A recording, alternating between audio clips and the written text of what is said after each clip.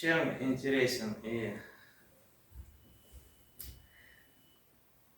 выигрышным разговор про Байрона? Дело в том, что вы с героем Байрона, знакомы, даже если никогда не слышали это имя и ни разу не открывали книгу с его стихами. Потому что байронический герой активно используется, был быстро освоен и активно используется массовой культурой. Поэтому мы тип персонажа байронического встречаем в большинстве приключенческих произведений.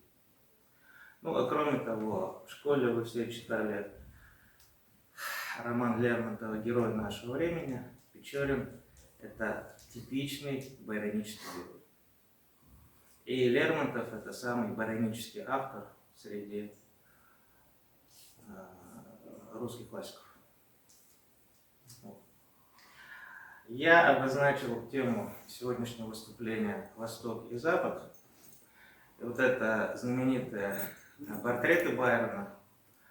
Вот слева он изображен в такой европейской одежде, а справа в челме это что-то вроде греческой или турецкой одежды.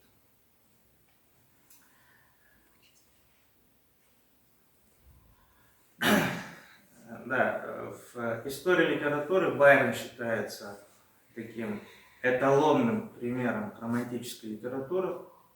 При этом сам Байрон себя романтиком никогда не считал, а более того, он считал слово романтизм ругательством, и поэтому современников чистил за то, что они пишут плохие романтические стихи. Но вопреки этому Байрона считают, и справедливо считают, именно поэтом романтиком. Несмотря на то, что он прожил короткую жизнь, он успел пройти 3 этапа в развитии своего творчества. И обычно литературоведы выделяют вот эти 3 этапа. Первый этап – классицизм. Это литература 17-18 веков. Это романтический период, который считается вот таким самым известным. И переход к реализму. Роман в стихах «Дон Жуан». С чем связана такая эволюция? Ну, у Байрона содержание произведений очень связано с его биографией. Эта биография интересна, увлекательна, скандальна. Вот я на ней подробно останавливаться не буду только касаться тех моментов, которые связаны с художественным произведением. Так вот, Байрон получил самое блестящее образование гуманитарное, которое можно было получить в Европе начала 19 века. Среднее образование он учился в Вейтонской школе элитарной и закончил Кембриджский университет.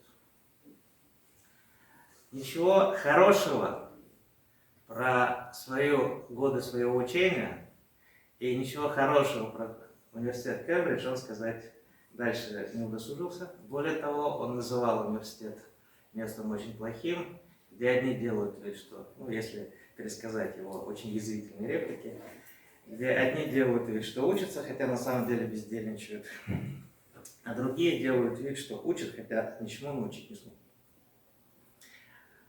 Похоже, кстати, было отношение у Лермонтова с Московским университетом. Собственно говоря, его оттуда попросили. Но это несправедливо.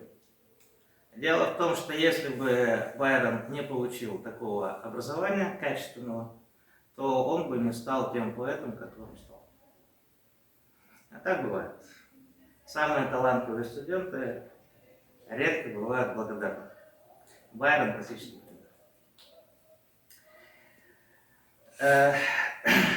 Так вот, атмосфера, в которой находился Байрон в Кембридже, то, чему он учился, те книги, которые он прочитал, сделали его приверженцем вот такого просветительского подхода к литературному творчеству. То есть это создание произведений по строгим правилам, создание произведений, которое требует большой работы со стороны поэта. И поэзия должна быть направлена, нацелена на образованную публику, на образованных читателей. И поэт должен демонстрировать свое книжное образование, владение классическими языками, классическими авторами. Под классикой в те времена понималась античность. И вот в этом духе он написал сборник стихов «Часы досуга». И такое представление о литературе, о роли писателя, поэта, о творчестве литературном, оно стало... От него Байрон так и не отошел, и поэтому он романтиком себя не считал. Вот он считал, что романтики пишут плохие стихи, потому что они нарушают те правила, по которым нужно было писать стихи, и которые освоил сам Байрон. Романтический период у Байрона начинается с 1812 года, после того, как он, после, по-моему, очередного или первого скандала, в общем, он покидает на время Англию и совершает двухлетнее путешествие в 1809-1810 годах по Европе, но это особая Европа, и в 1811 году возвращается в Англию. Значит, путешествовал он примерно вот так.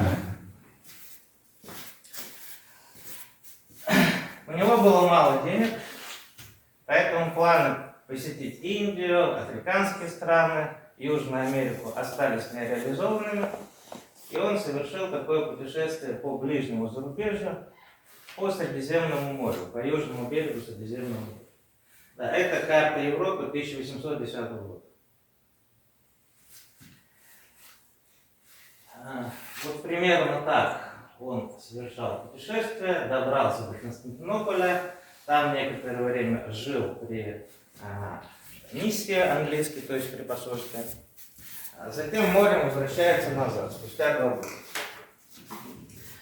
И во время этого путешествия он вел лирический язык. Друзья посмотрели его записи и сказали: это же готовый материал для художественного творчества, ты, пожалуйста, это все переведи в стихотворную форму и опубликуй. Друзья оказались правы, есть такой журналистский штамп «проснуться знаменитым». Вот первый раз его использовали, когда была напечатана поэма «Паломничество Чайльда-Гарольда», первые 2 песни. Буквально за ночь, да, Байрон стал знаменитым. К своей славе он относился очень пренебрежительно, потому что говорил: я не понимаю, за что ценят мои такие безделушки, потому что, выпил 2 бутылки шампанского, взял и за ночь написал поэму «Корсар». Да. Вот то ли дело «Часы досуга», которые я писал там 3-4 года. Самым серьезным. У него была очень большая самоирония.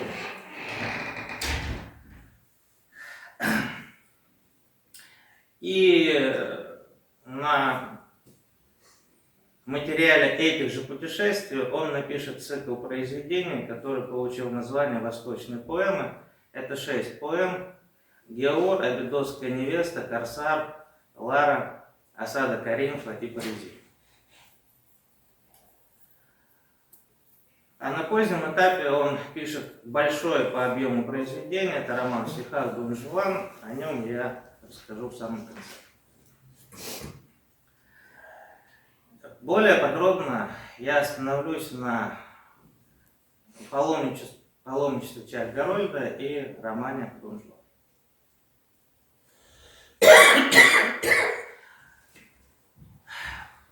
В русской литературе под влиянием этой поэмы был написан Евгений Онегин, поэтому жанр обозначается, жанр, к которому относят это произведение, называется лироэпическая поэма.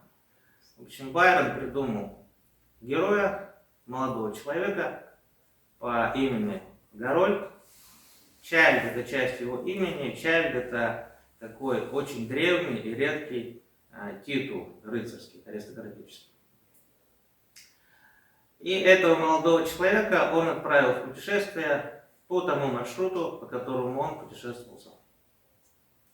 И в предисловии он написал, что вы, пожалуйста, имейте в виду, что Чайльд Гарольд — это не я, а я — это не Чайльд Гарольд. Публику обмануть не удалось, все сразу решили, что Байрон в Чайльд Гарольде изобразил самого себя, и поэтому в третьей и четвертой песнях Байрон в эту игру уже перестал играть, и вот эта игра у доктора Джекила и мистера Хайда. Дело в том, что Байрон говорит, почему он говорил, да, что не надо меня отождествлять, потому что Чайльд Гарольда я изобразил хуже, да, вот я его наделил плохими чертами, как представителя современной молодежи.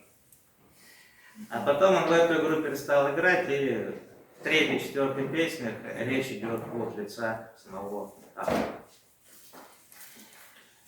Поэтому лироэпическая поэма есть такой слабо выраженный событийный сюжетный ряд. Это путешествие Чайльд Гарольда, паломничество.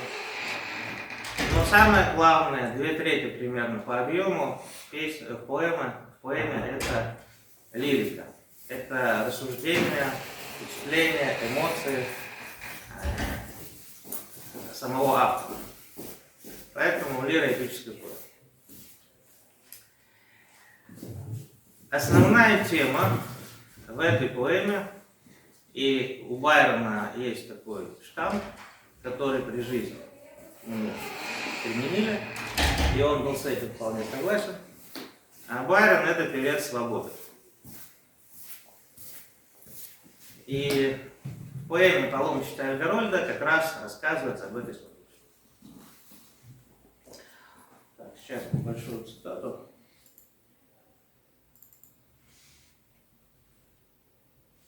Да, значит, Чайльд Гарольд уже прожил очень много лет, большая часть жизни уже позади, поэтому он все про эту жизнь уже понял, ничего нового он от этой жизни не ждет. Да? Ему 19 лет. Поэтому понятно, что вся жизнь уже прожита. Вступая в 19-й свой год, как мотылек резвился он порхая, там у Пушкина, по-моему, философ 18 лет. Не помышлял о том, что день пройдет и холодом повеет тьма ночная, но вдруг в расцвете жизненного мая заговорило пресыщение в нем, болезнь ума и сердце роковая, болезнь ума и сердце роковая, и показалось мерзким все кругом, тюрьмою родина, могилой отчий дом. Ну, понятно, да, 19 лет, поэтому пора умирать, могила отчий дом. Все мерзкое вокруг, пресыщение, все уже надоело, вот, ничего нового он от этой жизни не ждет. Теперь вот здесь есть такие два слова, да, тюрьмою родину. Дело в том, что Чайльд Гарольд живет в Англии. Англия во всех отношениях в те времена это самая свободная страна. Во всех других европейских странах свободы гораздо меньше. Чего же ему не хватает?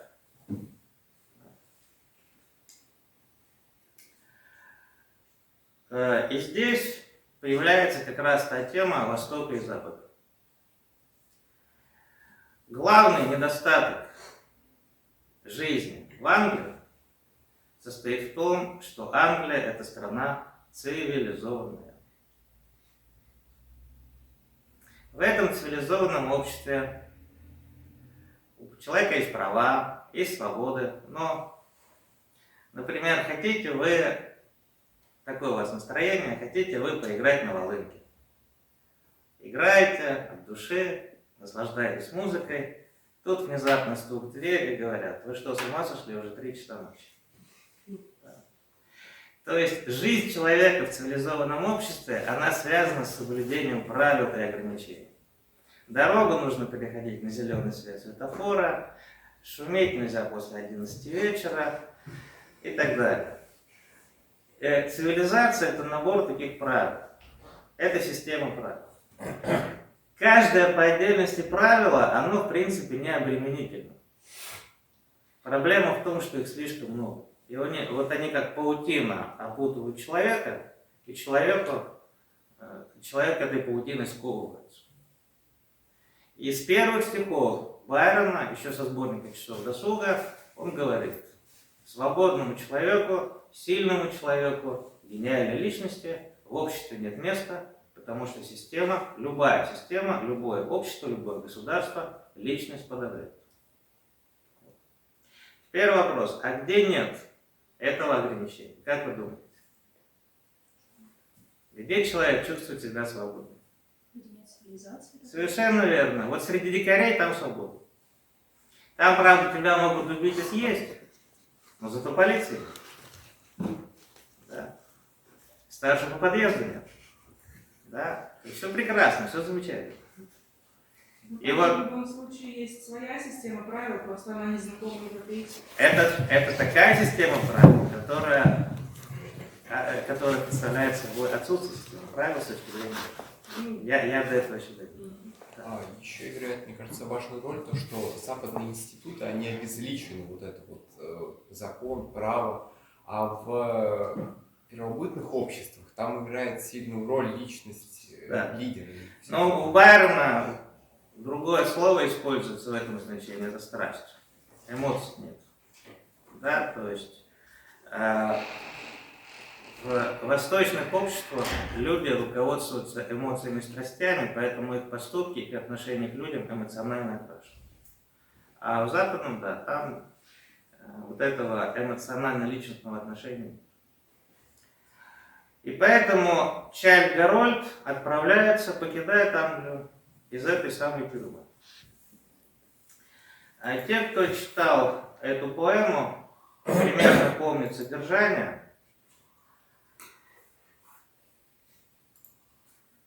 Те знают, да, что вот это пространство, где нет цивилизации и где человек свободен, у Байрона в этой поэме находится в двух регионах. Эти регионы, соответственно, есть такой условный Восток. Первый регион – это Португалия и Испания, а второй регион – это Греция. Вот этот примерно. То есть восток Байрона на примерно 5000 километров западнее Ижевска. Потому что Восток и Запад – это категории не географические, это категории культуры. В чем сходство этих двух регионов? Это у нас западная окраина континента Европы. И те, кто более или менее знает испанскую культуру, испанскую историю, те знают, что Испания – это граница между арабским Востоком и европейской цивилизацией. Реконкиста. Испанию завоевали арабы, и испанцы долгое время отвоевывали территорию у мусульман. Поэтому это вот граница между, как ни странно, да, граница между Азией и Европой проходит на западной окраине. Ну, а здесь понятно, это турецкая часть Османской империи в те времена с греками. Соответственно, греки – это наследники античности, очень, конечно, сильно выродившиеся наследники. По этому поводу у Байрона есть пара ласковых слов, что вы, греки, вообще забыли свои обычаи, празднуете, отмечаете праздники мусульманские, одежду носите такую, которую вам привезли турки, но тем не менее. Греки – это наследники античности, а турки – это тот самый Восток. Вот это стыд. Но, повторяю, для Байрона важно, что здесь нет цивилизации. Здесь идет война. Вот то, что коричневым обозначено, это территория, которая была оккупирована французами. И во Франции, в Испании первый случай, второй был Россия, когда французы потерпели поражение, потому что испанцы начали первый случай, второй был в России, партизанского войны. И вот я ко второй теме. Здесь один бандит. Здесь бандиты, здесь мафиози. Они, правда, по-другому так называются. Вот в Албании, например, Байрон был очарован местным криминальным авторитетом, как сейчас бы сказали. Это Мелик Паша, который восхитил Байрон. И восхитил как раз тем, что это человек, который за пределами цивилизованного мира ведет себя так, как хочет, а хочет он, его желания определяются масштабом его личности. Его там ничто не сковывает, поэтому он восхищен. У Мелик Паши была репутация злодея и кровожадного преступника, и Байрон, собственно говоря, поэтому им и очаровался. Вот эта тема свободы, паломничества Чарльза Гарольда на уровне индивида. Значит, свобода понимается как свобода от социальной системы, поэтому у нас персонажи Байрона занимают внесистемную и асоциальную позицию. Вот они вне системы, что проявляется в их внешнем виде. Атрибуты внешнего вида байронического героя нам всем прекрасно известны, я позднее покажу картину. Еще один момент, вот здесь показано, да, в силу того, что в обществе у нас система правил действует, и мы вынуждены этой системе подчиняться, поэтому цивилизованное общество – это пространство лицемерия. Вам человек не нравится, вы хотите его убить, но нельзя. Да? А на Востоке, пожалуйста, поэма Геуд, первая восточная поэма Байрона. Человек не понравился, совершил какой-то поступок, который вас оскорбил, что вы делаете? Вы задумываете план мести, а потом мстите. Особенно это характерно для Англии. Англия – это общество такое очень лицемерное, ханжеское, да? Кто такие леди и джентльмены? Это те люди, которые не делают и не говорят то, что хотят, а делают и говорят то, что должны. Да? Нельзя человека называть дураком, даже если он дурак. Про себя можно подумать, а вот вслух нельзя этого сказать. Это будет тема английской литературы всего 19 века. Диккенс, Теккеры, Ярмак Вячеславия об этой же теме и так далее. И, соответственно, раз персонаж Байрона занимает внесоциальную позицию, то есть он занимает позицию над законами, над представлениями о приличиях и над представлениями о категориях добра и зла, поэтому это герой обязательно аморальный. Аморальный не в том плане, что он обязательно злодей, а аморальный в том плане, что он сам решает, что здесь зло, а что добро. И поэтому у Байрона неизбежно возникает вот эта через запятую тема эстетизация зла. Герои Байрона страшно привлекательны. Привлекательны, потому что страшные, и страшные, потому что привлекательны. Да, вот это вот обязательно двойственное отношение. Вас интересует человек именно потому, что он злой, он интересен тем, что злой. И именно потому, что он злой, вы им заинтересуетесь. Но надо сказать, что Байрон не изобретатель этой темы. Он шел, как сейчас бы сказали, в тренде, который задает романтизм с конца XVIII века. Вот, например, когда современный читатель читает поэму английского поэта Мильтона «Потерянный рай», где одно из действующих лиц – это сатана, то современный читатель начинает сочувствовать сатане и считает, что главный герой поэмы – это сатана. Что абсолютно противоречит изначальному авторскому замыслу автора поэмы Мильтона. Почему? А потому что иной контекст восприятия. Многие современники отмечают, что примерно с начала XIX века публика, когда смотрела спектакли или читала книги, романы, начинает сопереживать, болеть за злодеев, за преступников. Люди перестают радоваться, что преступники наказаны в финале, и наоборот, люди испытывают удовольствие, когда преступник остается безнаказанным. Байрон, нельзя сказать, что культивировал это, но он находился в этом же русле. Возможно, он этого изначально не хотел, но у него так получилось. Вот. Потому что хорошие люди, как правило, скучные, а вот интересные с точки зрения художественной логики всегда злодеи. Обаяние зла. Это открыли романтики. А более политическая тема, обычно об этом упоминается и подробно рассказывается в советских учебниках про Байрона, что он описывает освободительную борьбу народов испанского против французских оккупантов или греческого против турков.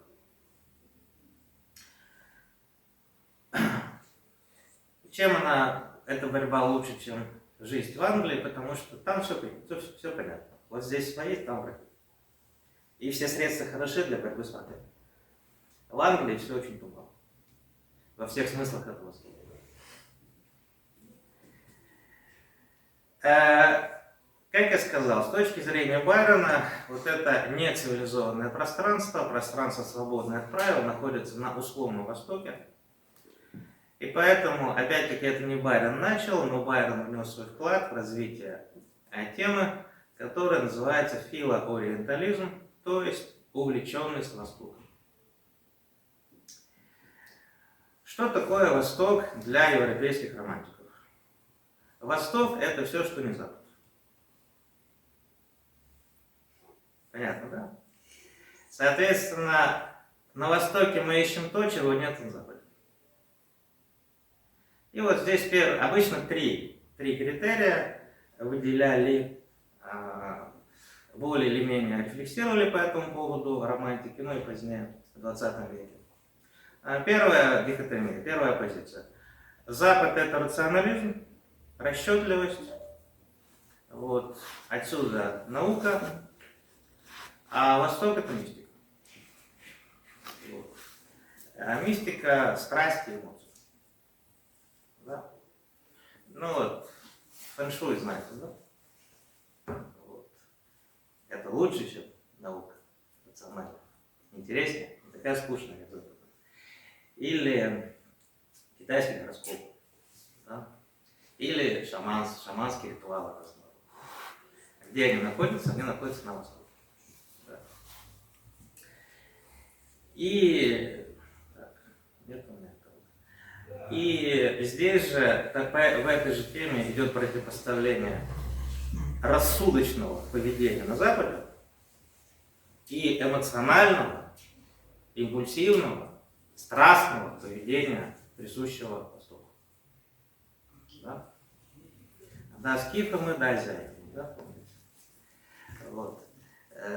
Вот приписывается эмоциональность восточному типу поведения, а рассудочность Западу. В конце 80-х годов была написана такая песня, значит, с солдатами, которые воевали в Афганистане. И там есть, после ухода из Афганистана, там есть такой куплет. Биографии наши в полдюжины строк социологи втиснут, сейчас они в моде. Только разве под властью науки Востока? Мы уходим. Да, Востоком иное мышление. Что не вполне справедливо? Слово алгебра – это арабское слово. Слово алгоритм – это арабское слово. И, о ужас, слово цифра – это тоже арабское слово.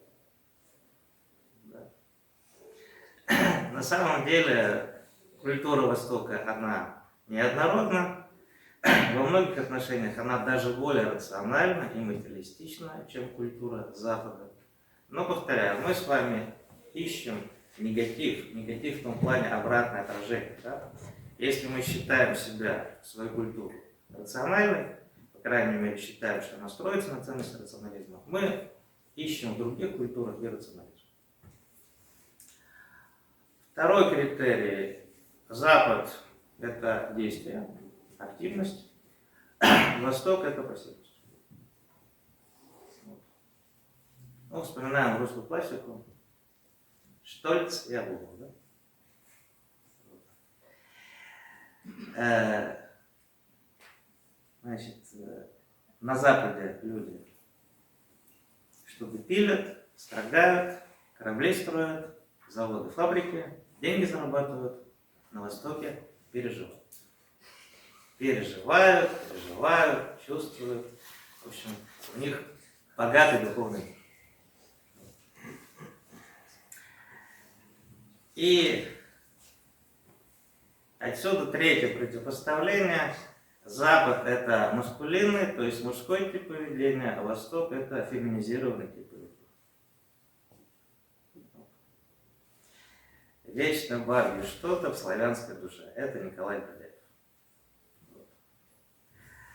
Теперь вспомните, пожалуйста, известнейший советский кинофильм, в котором мы с вами встречаем все три элемента противопоставления Запада и Востока.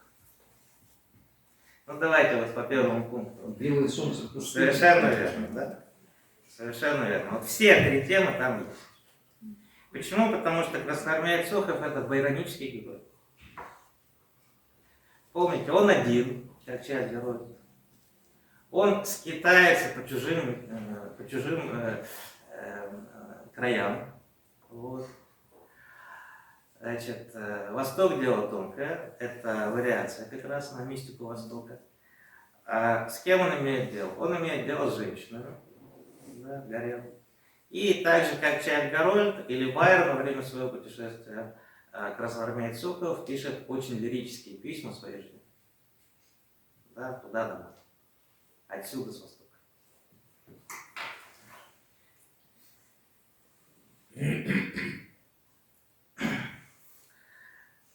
В паломничестве Чайльд Гарольда представлен один из вариантов байронического героя, для которого характерны разочарование. Вот. После 19 лет жизнь закончена. Да. В крайнем случае, как у Андрея Болконского, 31 год. Правда, он потом пересмотрел свои отношения. Почему раннее пресыщение и разочарование? Это оборотная сторона юношеского максимализма. Дело в том, что романтик стремится к идеалу. А идеал никогда достичь нельзя. Поэтому, убедившись в том, что идеал недостижим, герой отказывается от... В общем, он разочаровывается в мире вообще. Поэтому у нас и Чайльд Гарольд разочарованный, и Конрад в поэме «Корсар» разочарованный. Правда, ведут они себя по-разному, потому что Чайльд Гарольд – это один вариант байронического героя, а Корсар, Конрад, пират – это другой тип байронического героя. Далее, болезнь ума. Не случайно слово «сплин» – это слово английского происхождения. Это вот следствие разочарования, человек становится очень пассивным. В современном обиходном, обывательском лексиконе неправильно используется слово, аналогичное слову хандра или сплин, это депрессия. Да, когда человек в депрессию уходит. Вот. На самом деле депрессия это очень тяжелое умственное расстройство, но его так стерто используют. Это что-то вроде хандры. Но в те времена называлось меланхолия. Еще один вариант. В силу того, что мир разочаровал этого человека, он разрывает связь с окружающим миром. Вот, например, когда Чайльд Гарольд покидает Англию, он не прощается ни с кем. С друзьями не прощается, потому что друзей у него нет. Вот. С любимыми женщинами не прощается, потому что, наоборот, их у него слишком много. Со всеми прощаться станешь. Но там еще особо оговаривается. Он не простился даже со своей сестрой и матерью.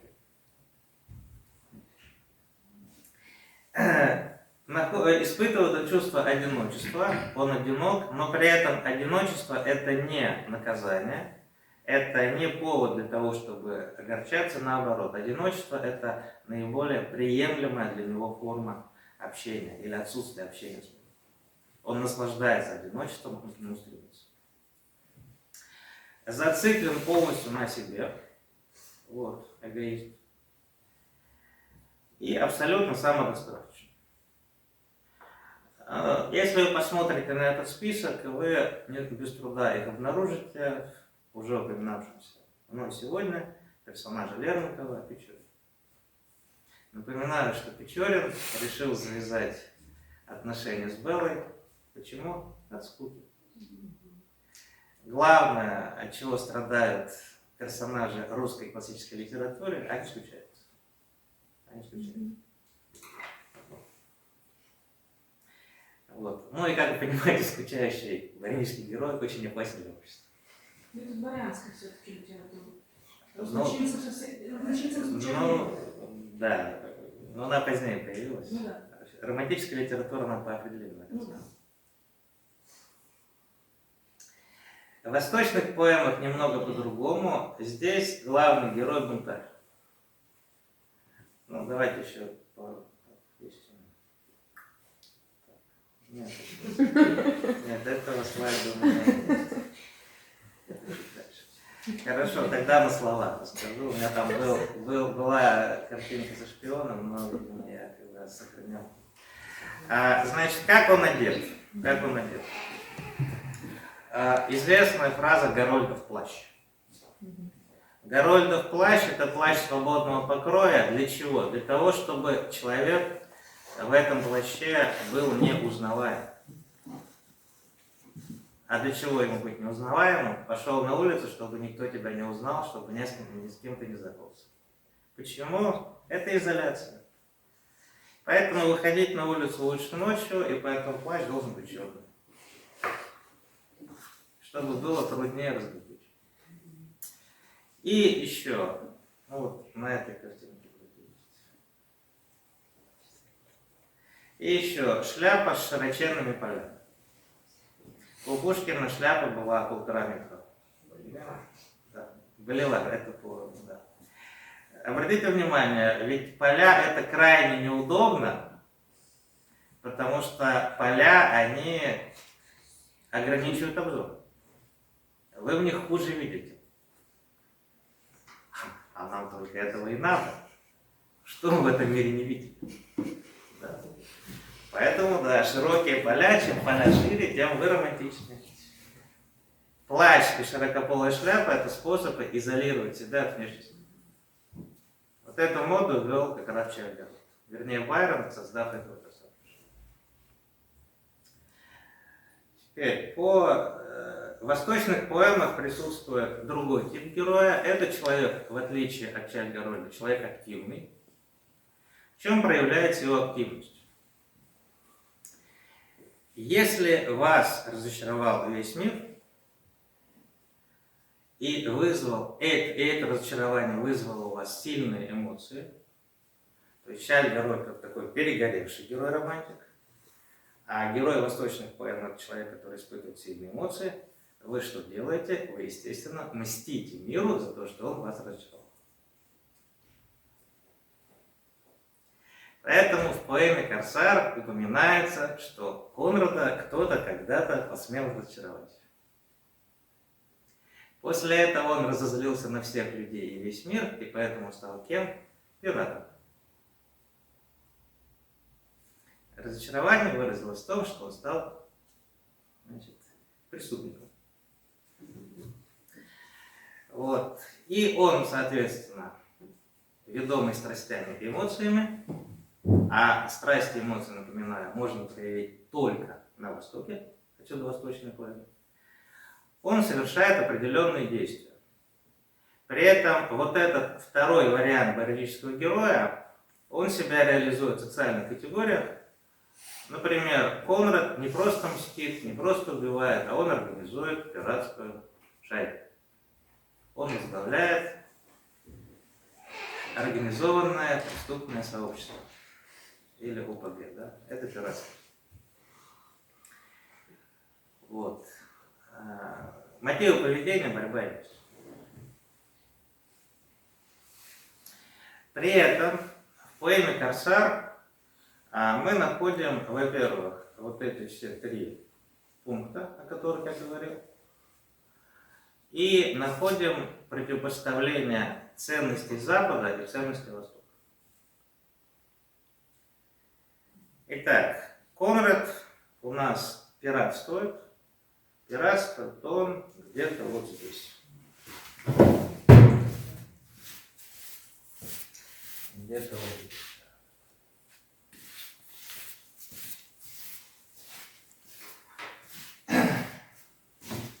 Готовит нападение на дворец местного сатрапа Сейд-Паши. Вот. Собирает своих товарищей, большая добыча ожидает их всех. Почему? Потому что по достоверным данным у Сейд-Паши основная армия, основные отряды отосланы в Турцию. Там небольшой отряд, поэтому сопротивление будет небольшое. Итак, Конрад идет на бой. Потом выясняется, что это была азиатская восточная хитрость, это была дезинформация, это была заранее подготовленная засада, в которую отряд попадает, и лишь небольшая часть смогла спастись. Итак, у нас есть кодекс поведения Конрада, это западные ценности. И вот этот азиатский мир, в который он попал. Дальше. Как Конрад попадает в плен? Когда идет бой, загорается дворец, огонь приближается к женской половине дворца. И что делает Конрад? Как человек западной культуры, настоящий мужчина, он начинает спасать женщин из этого гарема. Вспоминаем, как знамениты супруги. И из-за этого он оказался отрезан от своих товарищей и попадает в плен. То есть он поступил как рыцарь. Обратите внимание, он еще никого из этих женщин не знает, поэтому это не было проявлением любви и сострадания к конкретной женщине. Да? Он так поступил, потому что должен был так поступить согласно кодексу рыцаря. Дальше происходит следующее. Та девушка, которую он на руках выносил из горящего гарема, Гюльнар, влюбляется в Конрада. Влюбляется она по двум причинам. Первая причина, потому что он ее спас. Вторая причина, и мы с этим обстоятельством еще встретимся на примере романа «Дон Жуан», на Востоке не хватает мужчин, там одни сплошные женщины. О чем я сейчас вспоминаю? Дело в том, что многоженство, и 29-я жена или 38-я жена мужа видит, дай Бог, раз в 3 месяца. И поэтому Гульнара встретит еще одного мужчину, второго, да, который был во дворце, с которым она может общаться как с мужчиной. Она не могла в него не влюбиться. Вот. Ну, это я так иронически пересказываю. В поэме там сказано иначе, что любви без свободы быть не может. Да, вот, она наложница, рабыня, ее принудительно держат в этом гареме. Но фактически речь идет вот о такой ситуации. Она влюбляется, но она женщина и женщина Востока. И дальше она поступает абсолютно не по-рыцарски. Она помогает врагу своего мужа освободиться из плена тем, что таким образом она его убила. Она его зарезала. Вот. Феминизированность в чем проявляется? На Востоке женщины более активны, чем мужчины. Почему? Потому что мужчины менее активны, чем женщины. Да, то есть мужчины больше похожи на женщин по своему поведению с западной точки зрения, а женщины поэтому нет. Вот. Она бы и рада была его не убивать сама, но этот чистоплюй Конрад, который представитель западного рыцарства, говорит, как же я его убью во сне, надо, чтобы мы встретились в открытом честном бою. Поэтому Гульнара поняла, что значит, долго он еще будет сидеть в плену. И взяла ситуацию под свой контроль. Понятно, да? То есть, видите, у нас здесь столкновение мужского поведения, женского поведения и тип западного поведения в лице Конрада и тип восточного поведения в лице Гульнара. Ну и вы теперь поняли, да, под каким названием мы знаем об этом произведении в русской литературе. Ну, человек попадает в плен, в него влюбляется девушка, принадлежащая... Кавказский пленник. Кавказский пленник. Это русский вариант Корсара. Русский вариант Корсара. И, как вы знаете, в русской литературе есть как минимум 3 произведения с этим названием. Каждый автор, который бывал на Кавказе, этот сюжет использует. Почему? Потому что для России Восток – это Кавказ. Не в плане географическом, а в том плане, в котором я говорил в самом начале. России повезло или не повезло, это уже как посмотреть, но у России есть свой Восток. Это Кавказ. Где царят дикие нравы, да, где своя логика, и где могут зарезать, потому что ты можешь делать все, что хочешь. Отсюда такое присутствие в нашем, в том числе современном медийном поле, вот тема Кавказа. Ну вот, например, это рисунки Лермонтова. Любой русский автор, который хоть раз побывал на Кавказе, он навсегда попадает под влияние этого региона. Поэтому известна кавказская тема у Лермонтова, у Пушкина, у Толстого. Менее известно, что кавказская тема есть у Достоевского и у Чехова. Значит, ну, здесь кратко. Байрона считают революционным поэтом. Отчасти это справедливо, отчасти нет, потому что вот тот тип поведения, который я только что описал, это пример романтического бунта в лице Конрада. Чем примечателен этот бунт? Этот бунт всегда самоубийственный. Он обречен на гибель. Он несет уничтожение тому, кто этот бунт затевает. Ну, здесь как бы вот эти основные рассуждения изложены, я кратко изложу. Когда человек, романтик, герой-романтик сталкивается с миром насилия, чтобы с этим миром насилия справиться, он должен прибегать к средствам тоже насилия. Поэтому по итогу в мире насилия становится больше. Понятно? И, соответственно, зла в этом мире после того, как вы ведете борьбу со злом, становится больше. Потому что вы ведете борьбу со злом. И таким образом вы сами предаете те идеалы, ради которых вы эту борьбу начали.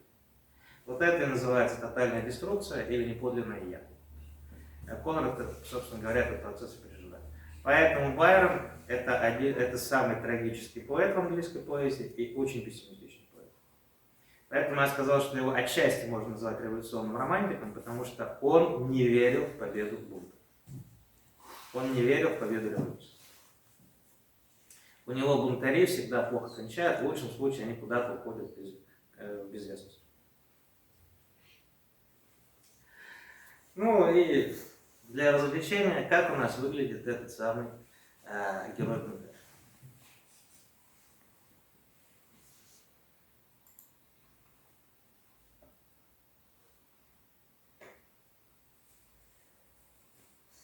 Так, это у нас про море. Ну вот, это Георг.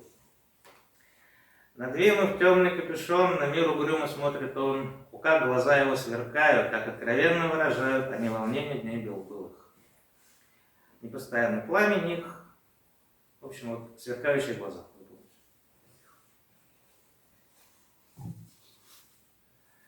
Так, встретившись с его глазами, замрет на месте всякий вдруг, невольный, чувствуя испуг. Очень выразительный глаз. И тут еще есть. Да, он никогда не улыбается. Про Конрада в «Корсаре» прямо сказано, никогда он не улыбался. Так, и вот еще, вот. Но вот он капюшон срывает.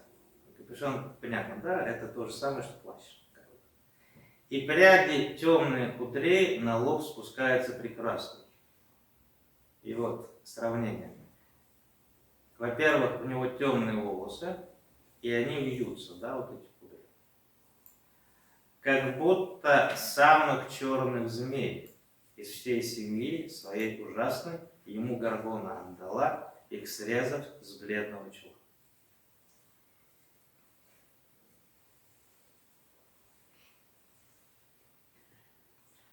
И завершается. Коль дьявол плоти облекался, он в этом облике являлся, прямым спасением только ад мог породить подобный взгляд. Итак, кудри черные до плеч и сверкающие глаза. Эти глаза могли породить только адские силы. Это из комнаты, из «Корсара». Он чужд им, да, в «Корсаре» там есть такая особенность, его и товарищи боятся больше, чем врагов.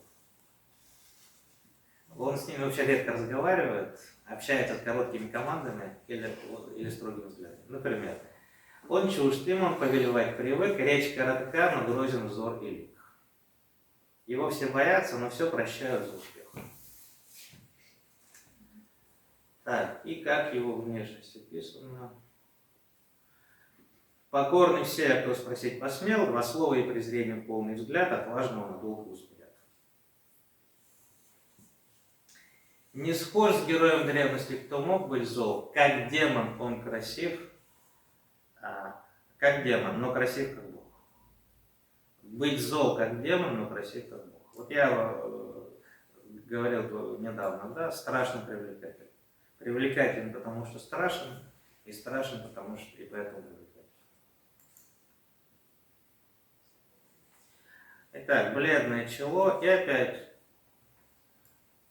он загорел, но тем бледнее чело, что в черноту густых кудрей ушло, порой непроизвольно долго ход и так далее. И еще, его лицо морщин покрыла сеть, как будто он таил в душе своей горение неведомых страстей. Итак, черные вьющиеся волосы, горящие глаза и морщины. Еще бледное чело.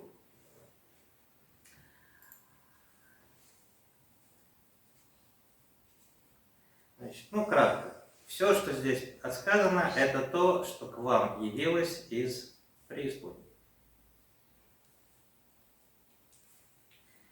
Давайте с глаз начнем. Глаза должны быть горящими, сверкающими или потухшими, черными, как уголь, или сверкающими. Это отблески адского пламени. Поэтому там упоминался ад. Волосы черные, вьющиеся, похожие на вьющиеся змей. Это то, что выползло к вам из-под земли. Поэтому обязательно черные, обязательно вьющиеся, как вьются черви или змеи. А бледность и морщины – это следствие того, что у него много страстей, и он с этими страстями пытается совладать. Да, я там забыл упомянуть, что герой-бунтарь заранее знает, что он погибает, но он не может не начинать бунт, потому что он охвачен страстью. Вот. Страсть – это слово однокоренное сострадание. Пассивное слово образовано от слова passion – страсть.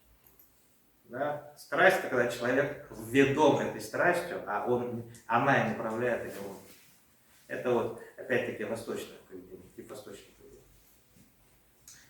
Не сдерживайтесь. Вот, типичный пример, видите, да? Здесь широкие поля нужны уже по другой причине, чтобы лишний раз людей не пугать, патронов на них не тратить, поэтому свой сверкающий взгляд нужно скрывать.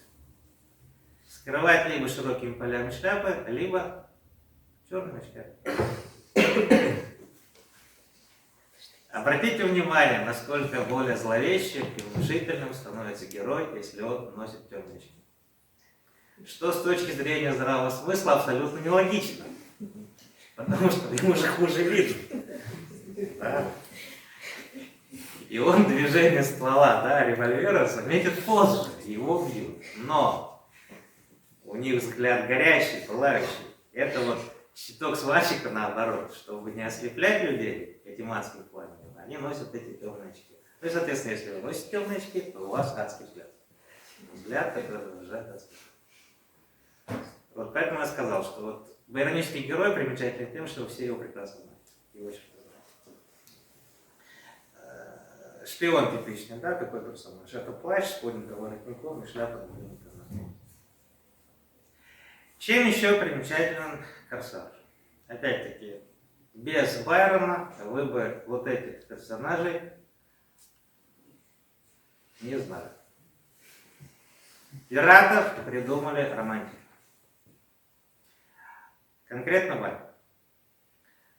Без романтиков пиратов бы не было. И до романтиков пиратов бы не было. Например, если вы почитаете роман Даниэля Дефо «Робинзон Крузо», там пираты есть.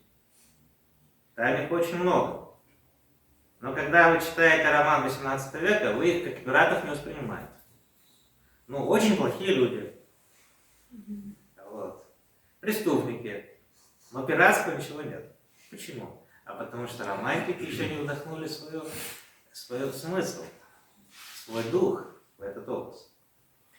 Почему пираты так обаятельны? Напоминаю, да, цивилизация – это не свобода. Свобода – это там, где нет правил. Читаем поэму «Паломничество Чак Гарольда». Показана природа, которая так же, как баронический герой, страшно привлекает. И страшно, и привлекает. Стремите волны свой могучий бег. В простор лазурный тщетно шлет армады земле опустошитель человек. На суше он не ведает преграды, но встанут ваши темные громады, и там в пустыне след его живой исчезнет с ним, когда, моля пощады, ко дну пойдет он каплей дождевой, без слез напутственных, без урных рывов. Вот это пространство, где нет правил, где нет цивилизации, это морская стихия. Чем хороша морская стихия, человек не может побыть. И правильно сделает, потому что на земле он полновластный властелин, строит разные города, издает законы, правила, а здесь, будь добр, живи по законам морским. Как провожают пароходы, совсем не так, как поезда. Морские медленные воды, не то что рельсы в дворе. Морская стихия – это стихия агрессивно к вам настроена. В том плане, что если вы в нее попадаете, то вы очень сильно рискуете. Это угрожающая вам атмосфера, угрожающая вам пространство, и поэтому страшно привлекать. Вот. Ну, дальше там. Нет ни ему поработить, о море простор твоих бушующих валов, твое презрение тот узнает вскоре, кто землю в цепи заковать готов. Вот на земле у нас цепи, а море это свобода. Поэтому пират у нас хорош не только тем, что он разбойник, а тем, что он морской разбойник. Вот это два архетипа здесь сливаются. Это зло, как месть за несовершенство мира, и морская стихия, как воплощение идеи свободы. Вот. Ну, отсюда знакомые нам элементы, да, вот Джек Воробей, видите? Видите, какой выразительный взгляд. Да. Откуда он взялся, я недавно не снял. И видите, как правило, длинные вьющиеся волосы. Оттуда же, откуда полковник или геолог. Ну, а Питер Блад. Питер Блад, он тоже Он по внешности, он по сути романтический герой, он да, ведь? романтический герой. Но он весь такой из себя благородный, то есть вот... Да, не бывает Он же благородных, оправдывает не себя бывает тем, благородных литераторов. Оправдывает, да, занимается разбоем. То есть, с одной стороны, как бы, да, тоже есть это оправдание вроде бы зла, самооправдание такое. Да, его наказал мир, за это он мстит, станет пиратом. Но самое главное, сколько раз он там Но с другой стороны, когда у него появляется возможность перестать быть пиратом, он ей он и пользуется. пользуется. Но сколько раз он там меняет флот государя, который служит. Ну да. То есть главный враг, главное, вот когда давления государства нет, а реакция на давление государства, он пиратом стал, потому что подвергся репрессиям, как сейчас бы сказали. И потом, когда он воюет по закону государства. Ну, как и корсар, собственно говоря. Если Сиид Паше можно насилие применять, то почему мне нельзя? Ну нет, все-таки он очень ограничивает и себя, и свою команду. Ну, сильно, То да. есть Вот. там нет вот этого, как бы сказать, там нет вседозволенности, я бы сказала. Вот это и... Ну, как бы, если внимательно прочитать, можно найти, но сейчас я плохо помню детали. Ну, женщины тоже есть. Вот та же самая, да. Биологические темы есть. Да, вот деталь еще. Как правило, пираты сопровождают либо попугая, либо обезьяну. Да. А почему обезьяна или попугая, а не какая-нибудь игуана, например, да? Мало ли экзотичных животных есть. А по одной простой причине. Потому что обезьяна и попугай – это карикатура на человеческую природу. Они похожи на людей. А почему? Потому что мы живем в мире, который является карикатурой на нормальную, с точки зрения романтики. Вот. И поэтому, да, искаженная природа, она вот выражается в том, что... Вот. Но это элемент сатанинского образа, потому что в Библии сказано, что сатана – это обезьяна Бога. Поэтому то, что пародирует, подражает человеку, является элементом зла. Вот. И часто бывает он одноногим, не только потому, что они часто получали инвалидность, а потому что Люцифер был низвергнут с большой высоты, сильно ушибся, и поэтому хромал. Вот. Ну, понятно, что они часто получали увечья, но обратите внимание, в произведениях романтических у пиратов люди, которые получили увечья, у них авторитет гораздо выше, чем у нормальных, здоровых. У одноногих выше, чем у двуногих, говоря грубо. Да. А почему? Они отмечены. Они отмечены вот чем-то потусторонним. Итак, и в заключение. Мы с вами выяснили, что такое Восток для Байрона. Ну и теперь закономерно возникает вопрос. А где находится Россия? Байрон этой теме уделил определенное внимание. Вот. Перед тем, как продолжу вам рассказать, я сейчас приведу опять цитату. В этой цитате будут показаны два типа начальников. Вот. Кто читал роман, постарайтесь вспомнить, кто не читал, постарайтесь догадаться.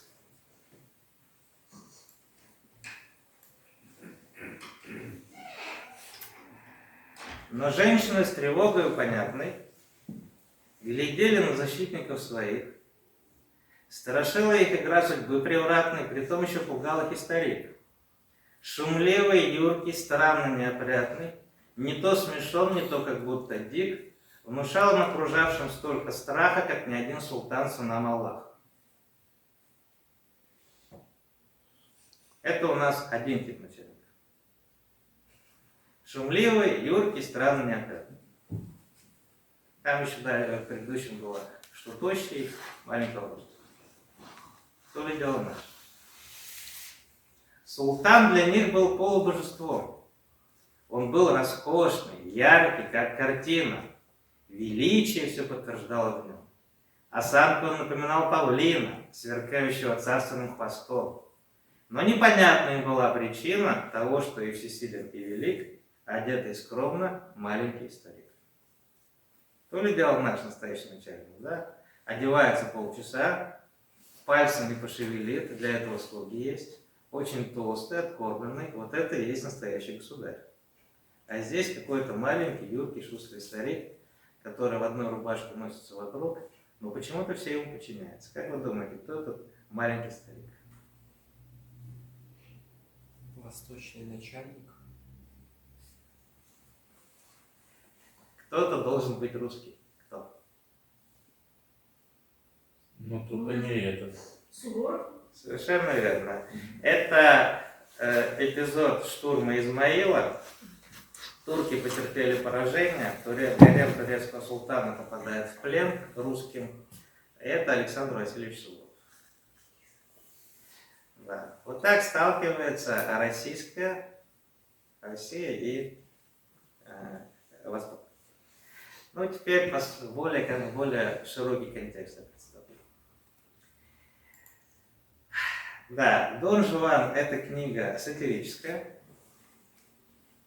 Чем у нас знаменит Дон Жуан? У нас всем 18 лет. Что у нас будет? Да. Он дамский любовник, он соблазняет женщин. Причем по первоисточнику, первому литературному воплощению Дон Жуана или Дон Хуана, там назван, это севильский озорник испанского драматурга Тирса де Молины, показано, что при внимательном чтении показано, что Дон Хуана, точнее женщины как таковые не интересуют.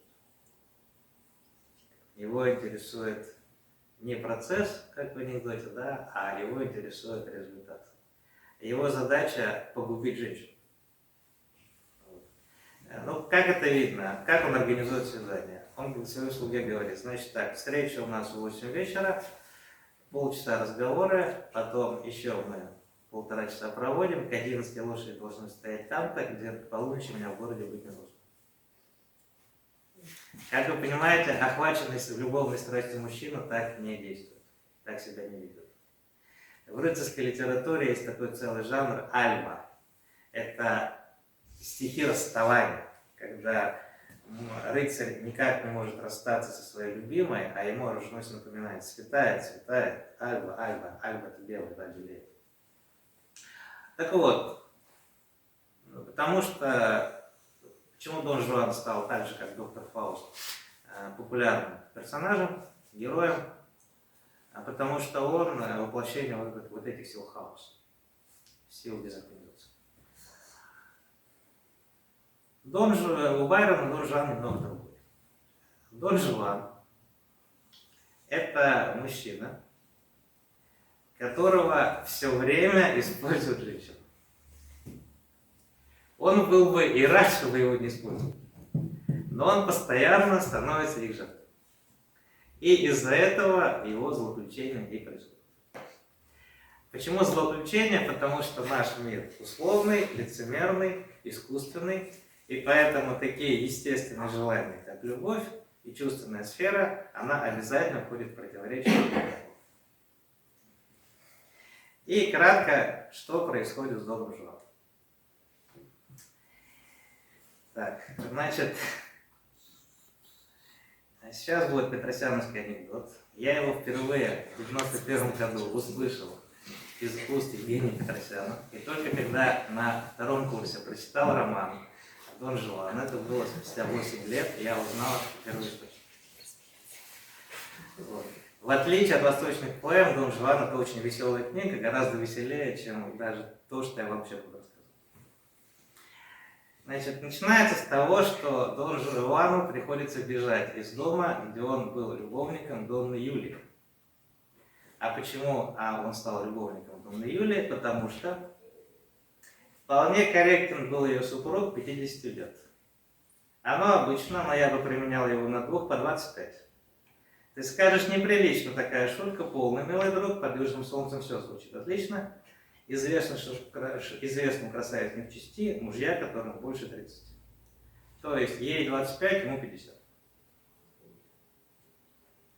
И поэтому женщине нужен любовник. Ну, кто постарше помнит, в 91 году были изъяты из обращения купюры в 50 и 100 рублей. И вот шутка была такая: а можно с женами так же? Вместо одной за 50, две 25 рублевых купюры. Вот. Ну, то есть понятно примерно, да, в каком стиле написано там. Вот в таком же веселом. Значит, муж про это узнал, поэтому Дон Жуан бежит из Испании. Там есть такая душераздирающая сцена, эпизод, когда они терпят кораблекрушение, спасшиеся на шлюпке в открытом море, есть нечего, они начинают есть друг друга, вот, выбирают кого первым и так далее. А после кораблекрушения единственный живых оставшийся Дон Жуан где-то вот здесь, в Эгейском море, попадает на остров, где девушка Гайде его подбирает, и он его выхаживает. Вот. Ну, у Гайде отец, понятное дело, пират, поэтому его долго не бывает дома. И вот пока дома папы нет, у них завязываются очень юношеские романтические отношения. Все прекрасно, пока не приходит папа и видит этого молодого человека, который ему, видимо, не понравился. Потому что дальше папа-пират делает следующее. Он его связал на корабль и везет в Стамбул, Константинополь, продать в рабство. Дальше происходит следующее. Дона Жуана покупают в качестве еще одной служанки в гарем турецкого султана. Почему? Потому что на рынок пришли какие-то из жен или наложниц турецкого султана. И они увидели прекрасного молодого человека. А Дон Жуана, помните, да, типическая черта, он побуждает чувственность женщины. А это гарем. Там жен у султана, да, сотни. И им, естественно, мужского общества не хватает. И вот они его переодевают в девушку и гарем. В общем, жизнь у Дон Жуана не сладкая в этом самом гареме. Турция начинает войну, или наоборот, русские начинают войну с турками, и султан отправляется к Измаилу, где терпит поражение, и в качестве трофея Суворов захватывает в том числе и гарем. В том числе обнаруживается Дон Жуан. Дальше еще интереснее. В каком году был взят Измаил? Кто помнит? Ладно, хорошо, по-другому. Кто управлял государством Российской империи в те времена? Екатерина Великая. Суворов, как вы понимаете, сделал карьеру в годы правления Екатерины Великой. Ну, он там раз в 5 попал. Ну, попадал потом. Я к тому, что он знает хорошо, кто такая Екатерина Великая. И одного взгляда на Дон Жуана хватает Суворову, чтобы понять. Вот если этого отправлю в Петербург, орден точно будет.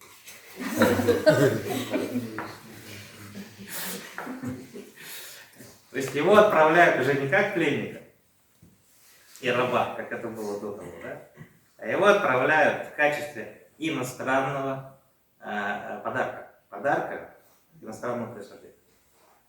И, естественно, Екатерина Великая, соответствующие нравы, при дворе Екатерины Великой Дон Жуан делает блестящую карьеру. Потому что поговорка времен правления Екатерины Великой. Не важно, в каком кабинете ты служишь, важно, в какой спальне ты засыпаешь. Да. Дон Жуан в Царском селе делает прекрасную карьеру, идет по дипломатической службе, и в качестве одного из участников миссии посольства он отправляется в Британию. И вот последняя часть этого романа в стихах, действие этого романа происходит уже в Англии. Таким образом, видите, да, на примере Дон Жуана Байрон дает сравнительные характеристики разных типов обществ. Греция – это некий аналог античного детства. Восточная деспотия – это Османская империя. Западная – это Англия. Ну а Россия, в его понимании, это нечто скорее недозапад. То есть это западная окраина цивилизованного мира, но именно окраина, но именно западная. По крайней мере, из того сравнения, которое я вам дал, сравнение начальника Суворова и начальника турецкого султана, показано, что все-таки русская армия, да, русский генерал, он все-таки ближе к западу. Вот.